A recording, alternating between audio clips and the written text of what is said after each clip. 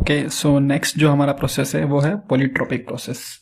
और पॉलीट्रोपिक की एक स्पेशल वैरायटी है जिसको बोला जाता है एडियाबैटिक प्रोसेस। तो आप पॉलीट्रोपिक सीख जाएंगे तो एडियाबैटिक समझना आसान हो जाएगा। पॉलीट्रोपिक प्रोसेस की जो इक्वेशन होती है वो होती है पी वी की power X that is equal to what constant. P V की power X equal to what constant.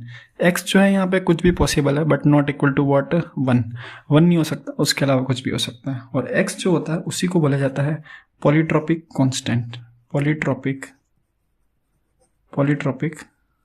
Constant. दो सिचुएशन के लिए अगर पॉलीट्रोपिक इक्वेशन लगाए तो बनेगी P1 V1 x equal to P2 V2 equal to x। Initial position final position के हिसाब से ले रहे हैं। तो work done by gas is what integration P dot dv। Okay, Pv equal to constant है तो इसको ऐसे बोल सकते हैं, कॉन्स्टेंट को लेटर सपोज बोल देते हैं k। तो क्या इक्वेशन निकल के आ गई पॉलीट्रोपिक की P v power x that is equal to what k। Okay, तो प्रेशर की जगह pressure is what constant divided by v power x। इसको यूज करेंगे तो integration constant v power x और यहाँ पे क्या है dv। इनिशियल वॉल्यूम जो है वो v1, फाइनल वॉल्यूम जो गैस का है वो कितना है v2। तो वर्क डन बाय गैस के तो कांस्टेंट है वो बाहर आ जाएगा, dv divide by v power x integration lower limit v2 upper limit is what lower limit v1 upper limit is what v2। अब इंटीग्रेशन करेंगे यहाँ पे तो निकल के आएगा k integration v1 v2 v power minus x dx।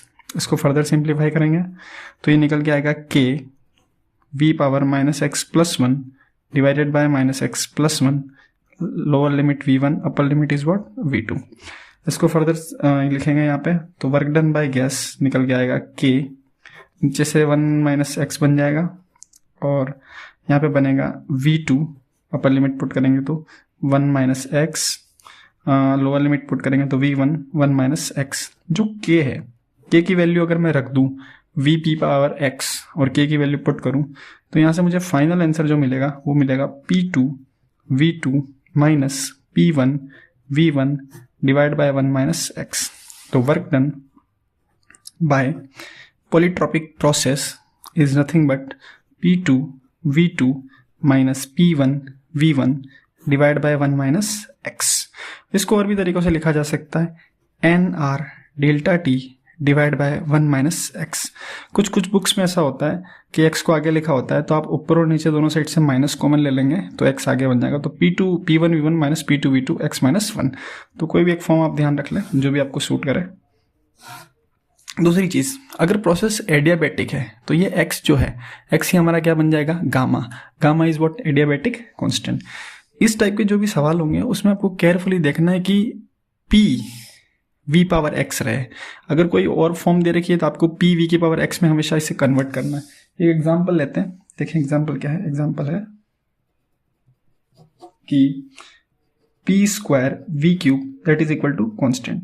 कोई gas जो है वो इस लॉ को फॉलो कर रही है, P square V cube equal to what constant. तो यहाँ हमें x की वैल्यू निकालनी है, what is polytropic constant. Polytropic constant निकालना है तो p की पावर मस्ट है कि कितनी होनी चाहिए 1 और v की पावर जो बचेगी उसे देखेंगे। तो p की पावर 1 कर देते हैं तो 2 से डिवाइड कर देंगे तो v power 3/2 that is equal to what constant. तो पॉलीट्रोपिक कांस्टेंट इस केस में कितना निकल के आ गया 3/2। दैट मीन्स यहाँ x की जो वैल्यू रहेगी वो कितनी रहेगी 3/2। एक और तरीका लेते हैं, अगर मान लो एक और सवाल है vt square that is equal to what constant. अब हमने जब पॉलीट्रोपिक प्रोसेस पढ़ा था तो ये कैसे था p v power x pressure volume power x। यहाँ पे क्या है वॉल्यूम एंड टेम्परेचर। तो हम क्या करेंगे कि यहाँ टेम्परेचर को हटाएंगे, टेम्परेचर की जगह प्रेशर लाएंगे। तो देखें प्रेशर कैसे लाते हैं, आइडियल गैस इक्वेशन को यूज करेंगे। What is ideal gas equation pv equal to nRT। pv equal to nRT।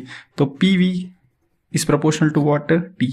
तो देखें टेम्परेचर की जगह इसको पुट करें तो v pv का square that is equal to what constant. तो v square equal to what constant.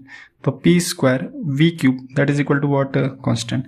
Again अगर हम 2 से डिवाइड कर दें तो पावर में 2 से डिवाइड कर रहे हैं बेसिकली, तो v power 3/2 that is equal to what constant. Again polytropic constant की वैल्यू कितनी निकल के आ गई 3/2। कोई भी दिया हो तो आप हमेशा उसे पी वी पावर में कन्वर्ट करेंगे क्योंकि हमने पॉलीट्रोपिक को डिफाइन करा है P we power x। Okay, I hope you understand.